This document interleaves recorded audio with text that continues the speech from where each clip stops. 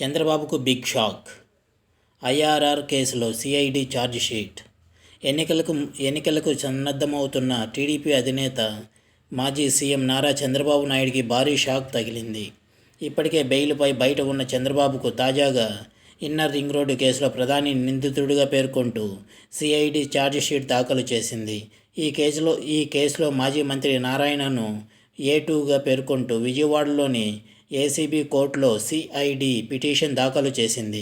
Singapore ప్రభుత్వంతో చంద్రబాబు ప్రభుత్వం తప్పుడు ఒప్పందాలు చేసుకుంటూ అభియోగాలు మోపింది. ఈ కేసులో చంద్రబాబు తనయుడు మాజీ మంత్రి నారా లోకేష్తో పాటు లింగమనేని రాజశేఖర్, రమేష్లను నిందితులుగా పేర్కొంది. సింగపూర్, ఏపీ ప్రభుత్వాల మధ్య ఒప్పందమే లేదని సిఐడి పేర్కొంది. సింగపూర్తో చేసుకున్న ఒప్పందానికి కేంద్ర ప్రభుత్వం అనుమతి లేదని పేర్కొంది. చట్ట విరుద్ధంగా మాస్టర్ ప్లాన్ పేరుతో సోర్బానా జోరాంగ్కు డబ్బు చెల్లింపులు చేసినట్టు ఛార్జ్ షీట్లో పేర్కొంది. నిందితులకు ప్రయోజనం చేకూర్చే విధంగా inner ring road, seed development area, startup area ఉండేలా మాస్టర్ ప్లాన్ల డిజైన్ చేసినట్టు సిఐడి తెలిపింది.